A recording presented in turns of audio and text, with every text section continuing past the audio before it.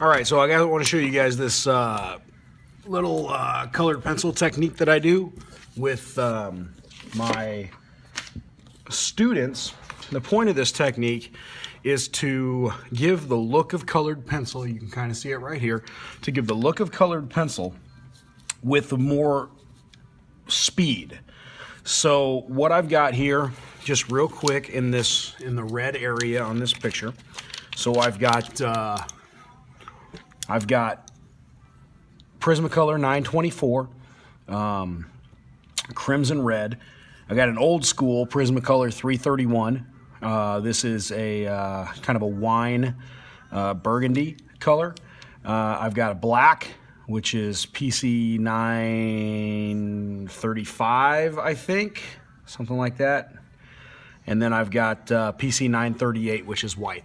So I can also throw in here a colorless blender. If any of you experience with colorless blenders, it's PC 1077.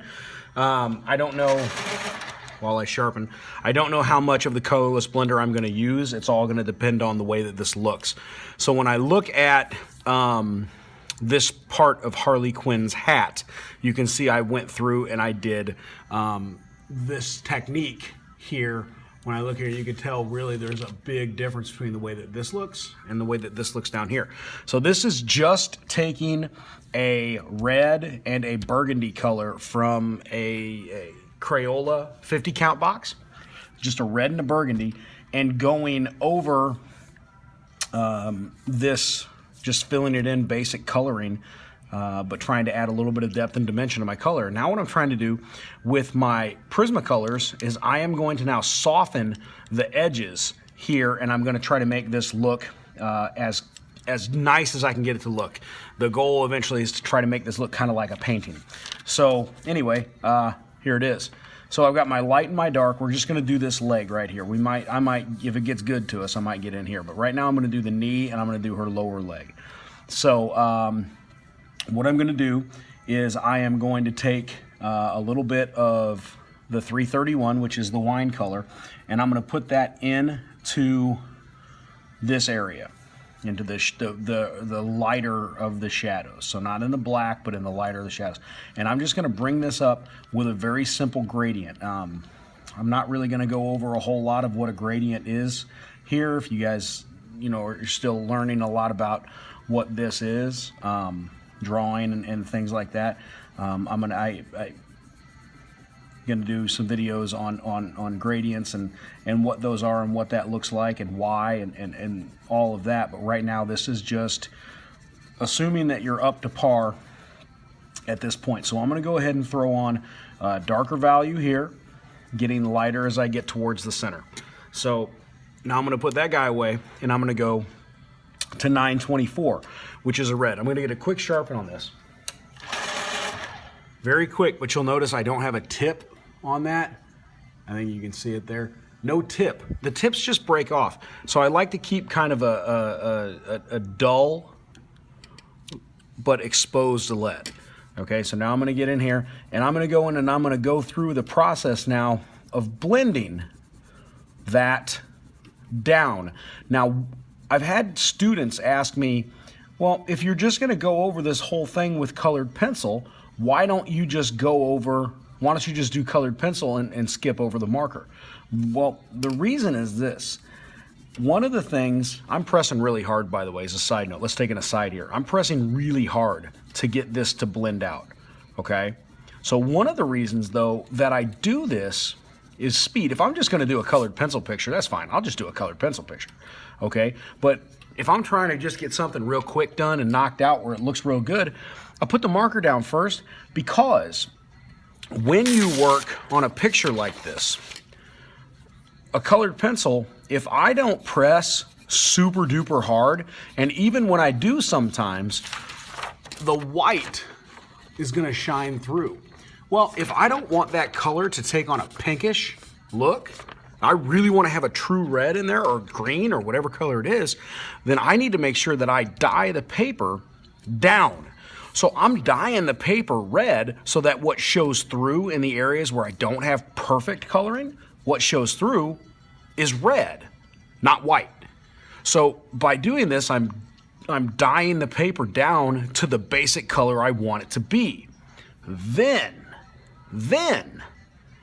I can go through and I can begin to add that softness, and you just get this really vibrant, deep red color. So I went ahead and did that real quick, not the end of the world. So again, you can see what this looks like here as opposed to what this looks like right here. Now, here's the last part of it. I'm gonna take my white, and white is just awesome for blending, but it's also really awesome for adding some highlights. Okay, there's a reason why Prismacolor calls this thing over here a colorless blender, because sometimes you want to blend a picture, and sometimes you want the color to stay somewhat the same. Well, in this case, what I'm looking to do here is I'm going to throw a central highlight on this. What I'm looking to do here is I'm trying to make this look like it's light. I'm trying to make this look like a highlighted area so that I can add some 3 dimensions to this. I'm going to go back here. I'm going to do the same thing. And I'm going to go over here. And I'm going to do the same thing. Now, if this gets a little bit sloppy, this is not the end of the world, because I can take my black that I've got. That's not black. There it is. I can take my black that I've got, and I can go back over my edge work, and I can also use it to dull down in some areas. So I'm going to go back over my edge work. If you're not used to this process, this is going to take a little bit of time to get used to. You might not feel 100% comfortable doing this. Practice, practice, practice. Practice, practice, practice, always. Practice, practice, practice. So there we go. So there's that. And then what's neat is if down here, I'm going to get a very similar thing happen. So what I can do is just kind of do a light gradient with my black that just fades out. And what that's going to look like then is that this is going to stick out above this. I'm going to increase my values lightness, and I use that to push the values dark down. So anytime I can increase light and drop dark, that's going to give me separation. And I'm always trying to think about separation when I do this. That concept came from a video where I watched Todd McFarlane draw. It's an old video where he talks about always trying to create layers with his drawings, so something overlapping something else. McFarlane was kind of a master at doing that stuff. So I try to do the same thing, complement a picture when it has that kind of overlap by increasing and decreasing value so that it looks really clean. So one more time, we're going to finish the shoe. Just to review, I'm going to go in the dark areas with my dark color. It's 331. So now I'm just going to fade that out. That's my gradient. Fade that out. I'm going to try to follow. I'm going to do the same thing over here. Fade that out like that. Now I'm going to use my light color, 924. Go here, blend it down, blend it down. That's going to now create that painted texture look. Blend it down, blend it down. Same thing over here, blend it all the way down. If it begins to change the color of your blacks, hold off. Have a lighter touch than that, but that did really good. Now I'm going to tip it with white. Tip it with white. Go right through here. Tip it with white. I'm increasing the value difference there. I'm going to bring it down this way. Tip it with white. Clean up my black lines.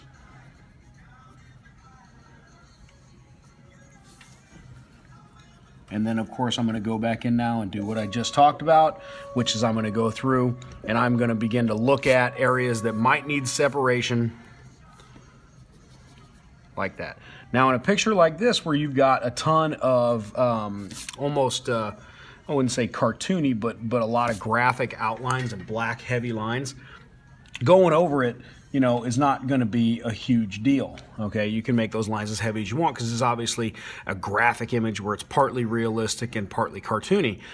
When you're doing this in a realistic image, you got to be very careful with this black. It can get very heavy and it can really swallow up pieces of your picture. So that's that.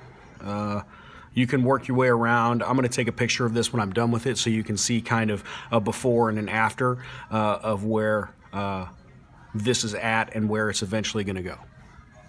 Thanks.